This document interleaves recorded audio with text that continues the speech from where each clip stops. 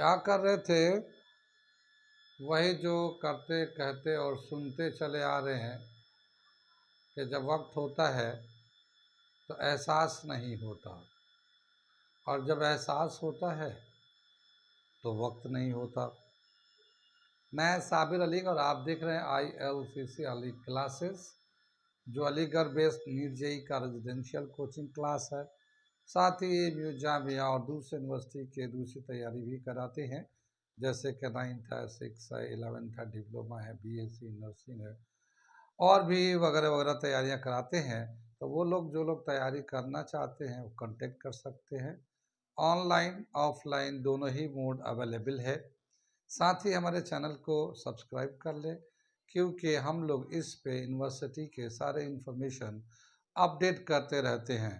तो अगर आप यूनिवर्सिटी के इंफॉर्मेशन से अपडेट रहना चाहते हैं, AMU Jamia, BHU, JEE, NTA, NEET या और भी दूसरे टेस्ट के लिए बहुत सारे जो इन्फॉर्मेशन आते रहते हैं, उससे अपडेट रहना चाहते हैं, तो आप हमारे चैनल को सब्सक्राइब कर लें। आपको इस पर इंफॉर्मेशन आते रहेंगे। ठीक है, हम लोग कर रहे थे मैथमेटिक्स क्लास 8, चैप्टर नंबर पुराने बुक के हिसाब से 14, नए बुक के हिसाब से 12।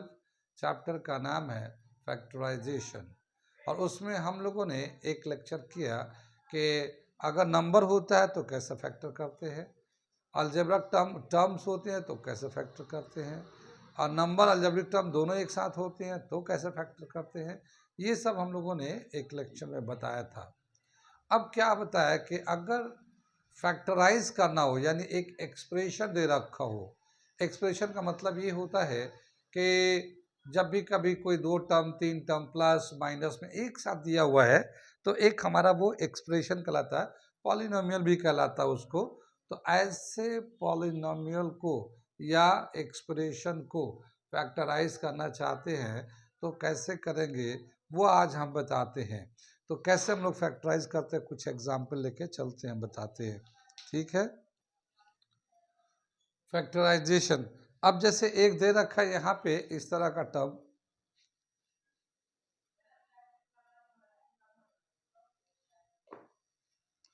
इसको बोला फैक्टराइज करिए।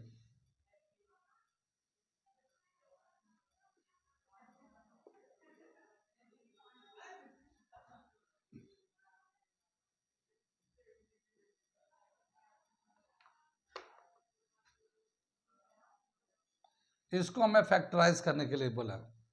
अब ये जो ना बीच में प्लस आ गया है, ठीक है ना, तो हम लोग पहले जो कॉमन फैक्टर निकाल रहे थे हम लोग पहले, उसमें क्या गया, सब टर्म को फैक्टराइज कर रहे थे और जो कॉमन था उसे निकाल लेते कॉमन फैक्टर। लेकिन यहाँ पे हम लोग क्या है कि यहाँ पे एक्सप्रेशन दे रखा है, ये प्लस में दे रखा, माइनस में भी हो सकता है। तो इसमें क्या करेंगे हम लोग, अगर फैक्टराइज करना है तो पहले जैसे करते थे, दोनों को, इस वाले टर्म को पूरे को, इस वाले टर्म को पूरे को फैक्टराइज करते हैं। जैसे मैं करता हूँ, फिर उसके बाद बताता हूँ कि इसको कैसे फैक्टराइज होगा। ये 15 का फैक्टर होगा 3 × 5, ये प्राइम फैक्टर हो गया। ठीक है, ये ए स्क्वायर है, तो ए स्क्वायर को 2 दफ़ा ए लिख देंगे, और ये हमने बी लिख दिया। तो ये इधर का 15 ए स्क्वायर बी का फैक्टराइज कर दिया। ऐसे ही यहाँ पे हम लोग प्लस का साइन ले लेते हैं। 18 है तो 2 × 3 × 3, ये तो नंबर का फैक्टराइज हो गया। और ये फिर ये a है, और b स्क्वायर है तो ये b है, और ये b है। कितनी बात सुनिए। अब देखते हैं कॉमन कौन कौन सा नंबर है। तो यहाँ पे जब देख रहे हैं हम लोग, तो यहाँ पे 3 कॉमन है दोनों में, इसमें भी और इसमें भी, तो ये 3 हम लोग बाहर निकाल लेते हैं।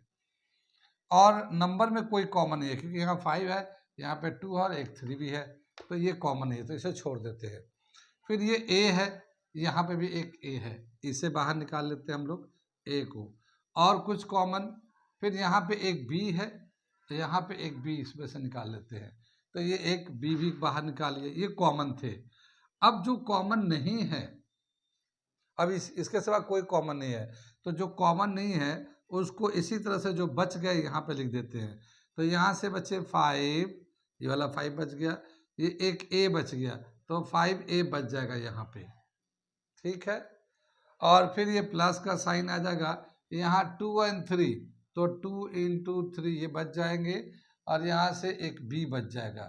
कितनी बात समझ में आई?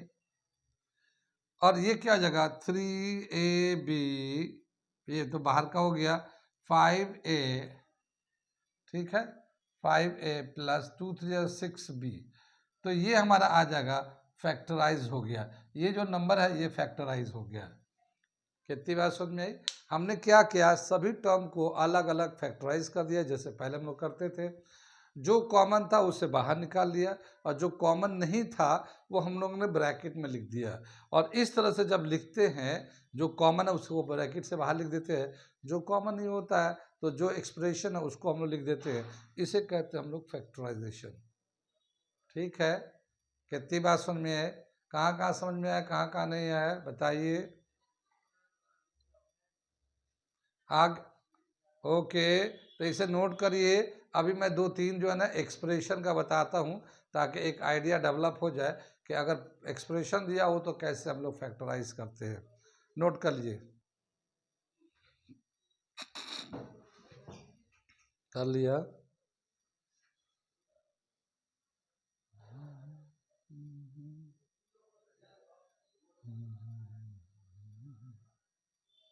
आगे चल हम लोग।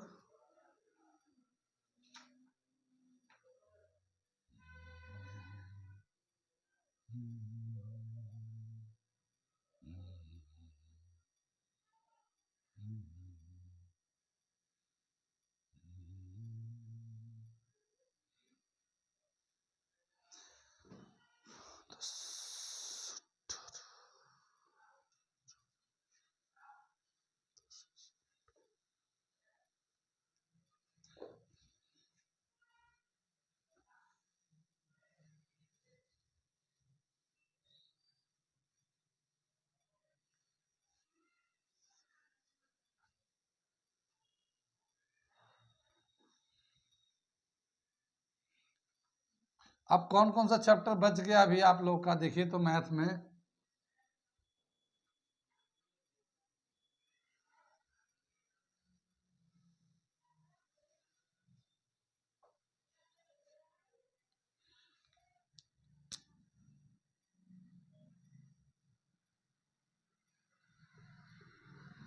हम्म,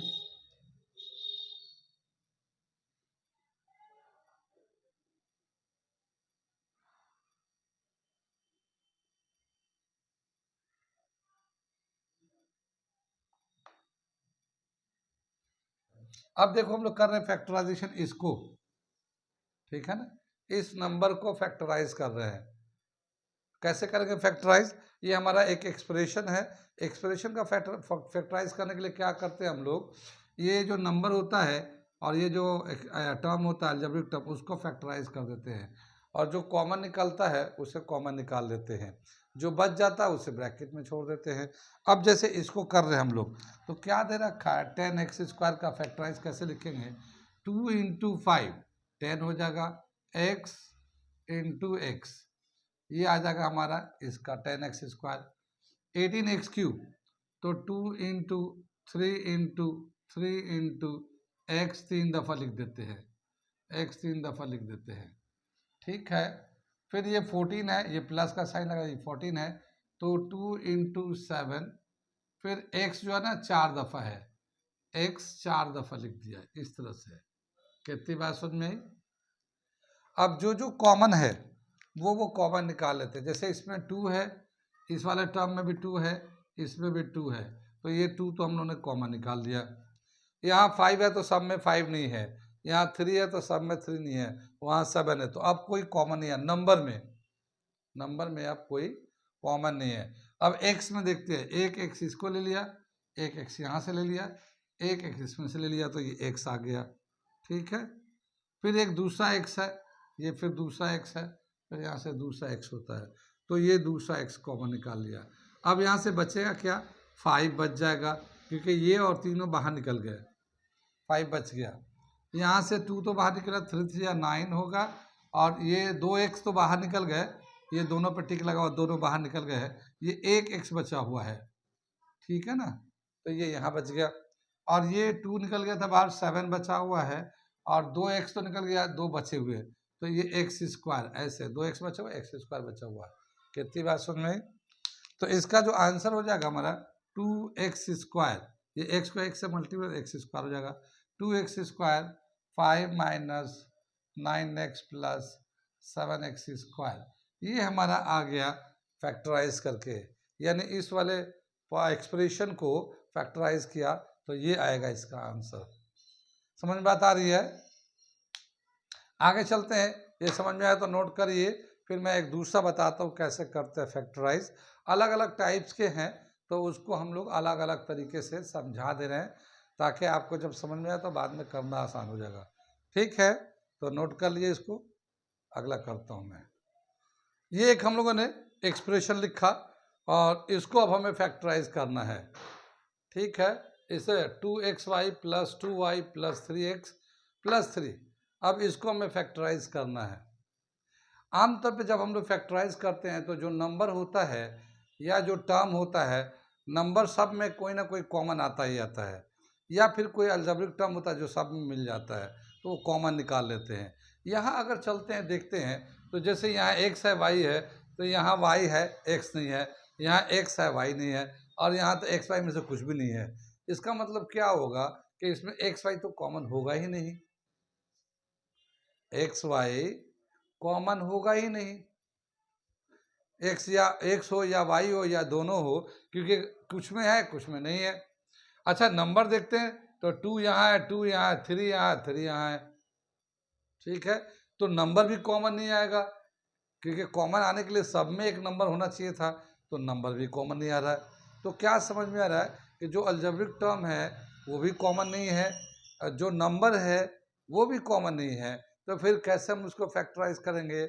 तो इसका एक तरीका ये बोला कि जो एक जैसे हैं उसको ग्रुप बना दीजिए, जो एक जैसे हैं उनको ग्रुप बना लीजिए। अब एक जैसे देख रहे हैं तो यहाँ पे एक्स वाई है, यहाँ वाई है, यहाँ एक्स है, ये नंबर है, तो ये अलजेब्रिक टर्म से तो कहीं पे एक तरह एक जैसे नहीं दिख रहे हैं। ठीक है, अब नंबर से देखते हैं तो क्या देखते हैं नंबर के हिसाब से कि इन दोनों में 2 है, यहाँ पे 2 है, यहाँ पे 2 है, और इन दोनों में 3 है, तो इनको दो ग्रुप बना देते हैं। क्या करते हैं हम लोग? दो ग्रुप बना देते हैं। ठीक है, तो इसको एक ग्रुप में लिख लेते हैं। इसको क्या लिखेंगे? 2xy प्लस 2y, ये एक ग्रुप बना देते हैं, ये अलग हो गया। यहाँ प्लस का साइन था तो प्लस लिख दिया, ये वाला प्लस, और इनको अलग कर लिया 3x प्लस 3, ये ऐसे अलग अलग ग्रुप बना दिया। इसको बोलते हैं factorising bye grouping, bye grouping, यानी ग्रुप बनाकर फैक्टराइज करते हैं। जहाँ पे सब में कोई कॉमन नहीं आता है तो हम लोग जिसमें जो जितना कॉमन आ रहा है उसको ग्रुप बना लेते हैं। अब इन दोनों में देखते हैं तो यहाँ x है, सॉरी यहाँ 2 है, यहाँ पे भी 2 है, ये कॉमन आ जाएगा। इसमें खाली इन दोनों में ये 2 कॉमन आ जाएगा। फिर यहाँ y है, यहाँ y है, तो ये y कॉमन आ जाएगा। अब इसमें से बचेगा क्या? x, यहाँ से x बच जाएगा, और यहाँ 2y दोनों बाहर चला गया तो यहाँ कुछ भी नहीं बचा, तो 1 बच जाएगा। और ये इस तरह से एक ये दो टर्म का फैक्टर बन गया, ये दो टर्म का इधर फैक्टर बना लिया हम लोगों ने। कितनी बात सुन में? अब हम लोग इसको करने जा रहे हैं। इसमें देखते हैं कॉमन क्या है, तो यहाँ पे देखते हैं 3 यहाँ पे भी है, 3 यहाँ पे है, तो 3 बाहर निकाल लेते हैं, और कुछ नहीं है तो हम लोग ब्रैकेट ले लेते हैं। इस वाले में पहले वाले टर्म में x बच गया, दूसरे में 3 तो बाहर चला गया, तो ये 1 बच गया, ये इस तरह से। ठीक है, तो x प्लस 1 इससे आ गया। ये अलग टर्म है, ये अलग टर्म है, लेकिन सब एक ही में है, एक्सप्रेशन एक ही है मगर अलग अलग है। अब क्या देख रहे हैं कि एक ग्रुप तो यहाँ पे है नंबर का, एक ग्रुप यहाँ पे है। इन दोनों में क्या कॉमन है? ये x प्लस 1 कॉमन आ रहा है, ये x प्लस 1 कॉमन आ रहा है, ये x प्लस इधर भी है इधर भी है, तो इसको बाहर निकाल लेते हैं, कॉमन निकाल लेते हैं। x प्लस 1 ये बाहर निकाल लेते हैं। अब यहाँ जब बाहर निकल जाएगा तो यहाँ से ये वाला बच जाएगा 2x, यहाँ वाला बच 2y ये बच जाएगा यहाँ पे।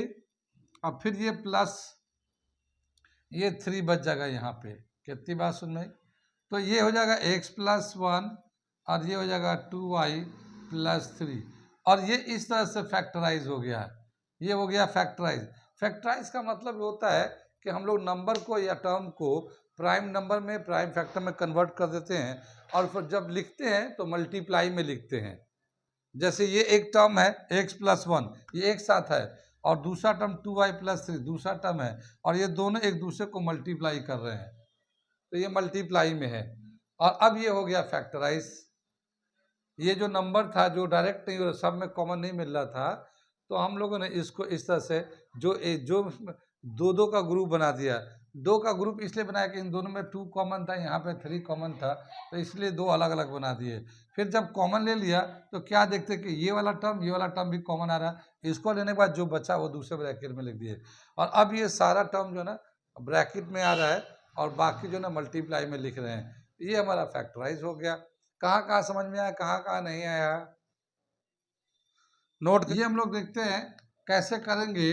तो इसमें जहाँ जहाँ देखिए, यहाँ तो इन दोनों को एक साथ कर लेंगे, मगर ये 6 आ जाएगा और इसमें 9x है, तो x जो है ना वेरिएबल है और ये 9 पे कोई भी वेरिएबल नहीं है, तो हम लोग क्या करेंगे, इसको पहले कर लेंगे, इसको बाद में कर देंगे, अरेंज कर लेंगे ऑर्डर में। तो 6xy तो ऐसे ही रहेगा, -4y -9x+6, ये टर्म को इधर कर दिया, इसको उधर कर लिया। ये इक्वल के इस तरफ उस तरफ नहीं किए, सेम ही साइड में है, खाली पोजीशन बदला गया है।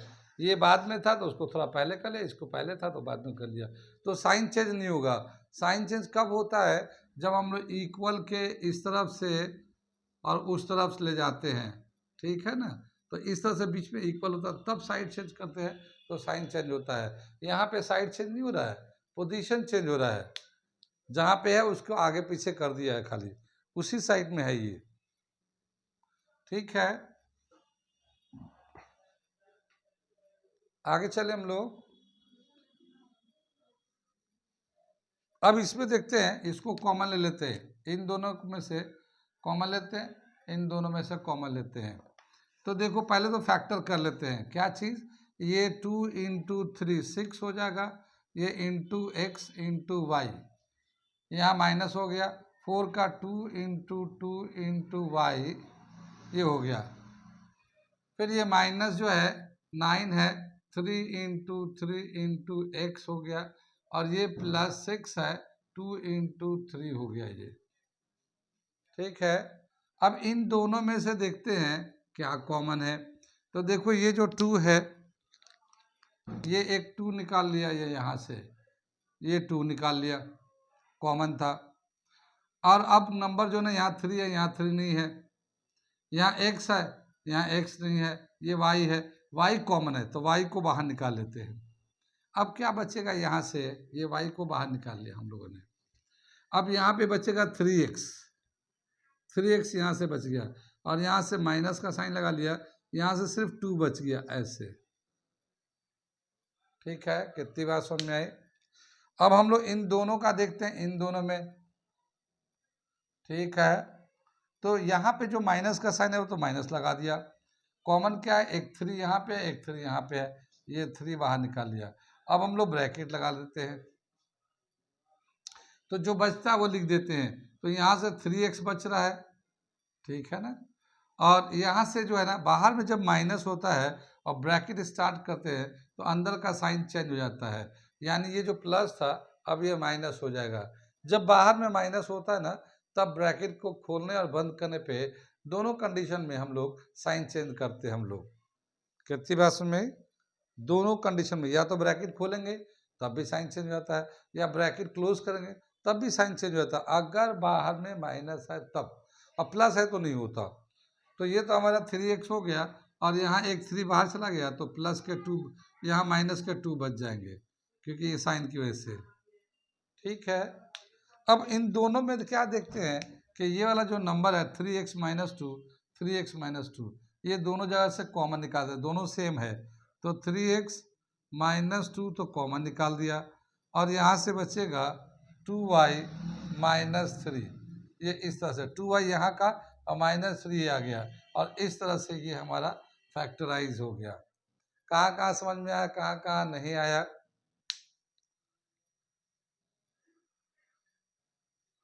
हाँ, तो नोट कर लीजिए, अब हम लोग एक्सरसाइज शुरू करने जा रहे हैं हम लोग। अब जो ये पहला कंसेप्ट यानी कि नंबर का टर्म का फैक्टराइज करते हैं, या फिर एक एक्सप्रेशन दिया रहता है तो उसको इस तरह से फैक्टराइज करते हैं, या फिर ग्रुप नहीं बनता है तो दो दो ग्रुप बना के करते हैं, तो वो उसके इतने बेस पे पहला एक्सरसाइज दे रखा है। तो हम लोग जो पहला एक्सरसाइज है पुराने बुक के हिसाब से 14.1 एक्सरसाइज शुरू करने जा रहे हैं। नए बुक में 12.1 दे रखा है। ठीक है, तो नोट कर लिए, फिर मैं इसको मिटाता हूँ और एक्सरसाइज शुरू कराता हूँ। ठीक है, अब देखो फाइंड द कॉमन, पहला क्वेश्चन लिखता हूँ, find the common factor of the given terms. पहला क्वेश्चन दे रखा है find the common factor of given terms. ठीक है ना। अब मैं इसके जो 3 पार्ट्स लिखा दे रहा हूँ, पहले फर्स्ट 3 पार्ट, इसमें तो टोटल जो ना 8 पार्ट है। तो हम क्या फरहान कुछ लिख के भेजे थे आप? क्या?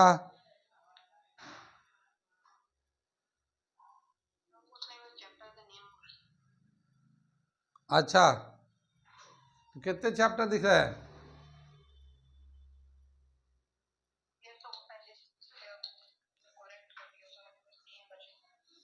हाँ, वो कुछ कट गए ना, तो कट गए तो पहले मैं 3 करा दूंगा। ये भी जल्दी हो जाएगा, ये 3-4 दिन लगे, लगातार अभी क्लास होगा ना, तो इंशाल्लाह आज तो बुध है, जुमरात जुमा शनिचर तक तो 2 एक्सरसाइज पे पहुंच ही जाएंगे हम लोग।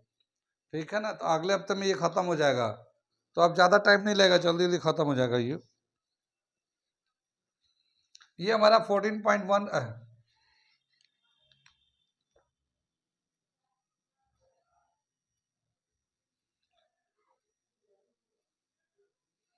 ओल्ड बुक के हिसाब से ये दे रखा है। अब मैं इसमें जो ना कई सारे पार्ट्स हैं, तो मैं फर्स्ट 3 पार्ट लिखता हूं।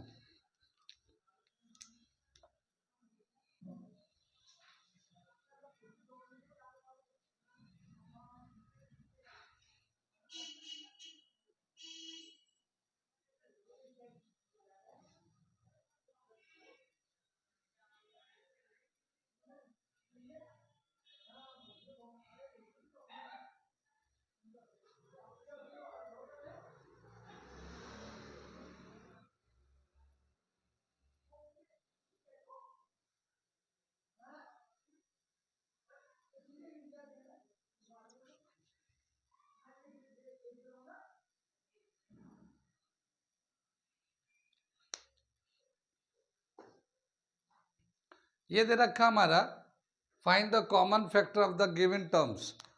फर्स्ट वाला क्वेश्चन में दे रखा find the common factor of the given term, पहला क्वेश्चन में। तो इसमें टोटल 8 पार्ट्स हैं, मगर इसमें हमने 3 पार्ट ये लिखा हमने। हम लोग कॉमन फैक्टर कैसे निकालते थे कि जो भी नंबर था या फिर अलजेब्रिक टर्म था उसको फैक्टराइज करते थे, यानी फैक्टर के फॉर्म में लिखते थे, और जो जो कॉमन आता था उसे कॉमन निकालते थे। ठीक है ना।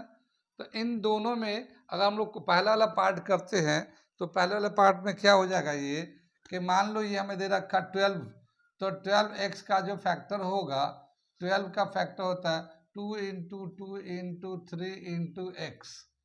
तो ये तो 12 का फैक्टर हो गया हमारा पहले में। अब इसके बाद 36 दे रखा है, तो 36 का जो फैक्टर होगा 2 इंटू 2 इंटू 3 इंटू 3, 36 हो गया। ये हम कैसे लिख रहे हैं, जैसे हम लोग 36 को ऐसे डिवाइड करते थे ना, तो 2 से करेंगे तो ये आ जाएगा 18, फिर 2 से करेंगे तो 9 आ जाएगा, 3 से करेंगे तो 3 आ जाएगा, फिर 3 1 3। तो ये जो नंबर होता है यही हम लोग लिख देते हैं प्राइम नंबर को। ठीक है, तो इस तरह से हम लोगों ने 12x का और 36 का फैक्टराइज कर दिया। अब अगर हम लोग कॉमन फैक्टर लिखना चाहते हैं तो देखते हैं दोनों में क्या कॉमन है। ठीक है, तो कॉमन फैक्टर क्या आ जाएगा, कॉमन फैक्टर जो आएगा ये जो दोनों में कॉमन है, तो इसमें 2 है, इसमें भी 2 है, तो ये ले लेते हैं 2। इसमें भी 2 है, इसमें भी 2 है, ये भी 2 को ले लेते हैं हम लोग। अब इसमें 3 है, इसमें 3 है, ये 3 ले लिया। अब इसमें x है, इसमें 3 है, तो ये कॉमन नहीं है, ये कॉमन नहीं है। तो इसका जो टोटल कॉमन फैक्टर आएगा ये 2 इंटू 2 4, 4 3 या 12, तो ये इसका जो कॉमन फैक्टर आएगा ये 12 आ जाएगा। कितना समझ में आया ये पहला पार्ट हो गया। पहले पार्ट का जो कॉमन फैक्टर है ये 12 है, ठीक है। इसी तरह से हम लोग दूसरे पार्ट का करते हैं। हम लोग दूसरे पार्ट में क्या दे रखा है, ये यहाँ पे 2y है, 2y का फैक्टर होगा 2 इंटू वाई, 2y हो जाएगा। ये 22y है, तो 22y का जो फैक्टर होगा 2 इंटू 11 इंटू वाई, 11 टू 22 हो जाता है, ठीक। इसका जो कॉमन फैक्टर होगा वो क्या होगा,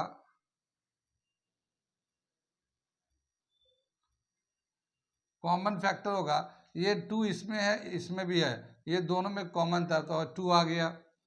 यहाँ पे y है, यहाँ पे y है, ये y आ गया, और कोई चीज़ कॉमन नहीं है। तो अब हमारा जो कॉमन फैक्टर आएगा इसका 2y कॉमन फैक्टर हो गया, ये हमारा हो गया कॉमन फैक्टर।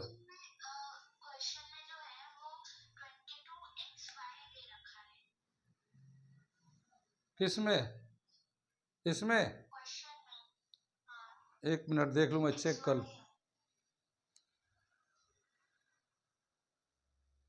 अच्छा अच्छा, यहाँ पे दे रखा ये 22xy, ठीक है। तो इसको 22xy को हम लोग क्या करेंगे, यहाँ पे एक x आ जाएगा, ये y आ जाएगा, ठीक है ना। तो इसमें जो y कॉमन रहेगा, x तो इसमें है, ऊपर वाले में नहीं है, तो अभी भी इसका यही आंसर आएगा अभी, ठीक है।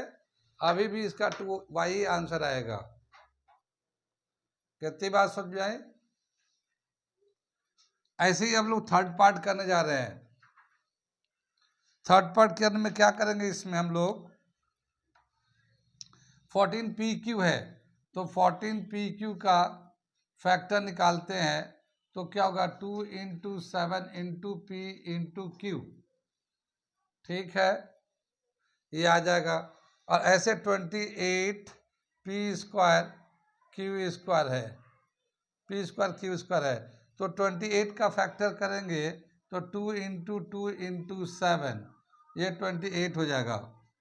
और पी स्क्वायर का करेंगे तो p इंटू पी 2 दफ़ा, और क्यूब इंटू क्यू 2 दफ़ा क्यूब स्क्वायर का हो जाएगा। अब इसका हम लोग कॉमन फैक्टर निकालेंगे, तो कॉमन फैक्टर का मतलब है कि जो दोनों में आता है, कॉमन फैक्टर ये जो दोनों में आएगा, तो देखो यहाँ पे 2 है, इसमें भी 2 है, तो ये 2 ले लिया। अब यहाँ पे 7 है, यहाँ पे भी 7 है, तो 7 भी ले लिया, ठीक है। ये इसमें p है, एक p यहाँ से एक p यहाँ से ले लिया, तो एक p आ गया, एक q यहाँ से एक q यहाँ से ले लिया, ये q आ गया। तो 7 टू द 14, 14pq, ये आ गया हमारा कॉमन फैक्टर इसका थर्ड का 14pq। कहाँ कहाँ समझ में आए ये, ठीक है। तो आप लोग इसको, हम लोग कल कंटिन्यू रखेंगे, आज यहीं पे रहने देते हैं, कल हम लोग कंटिन्यू करेंगे इसको।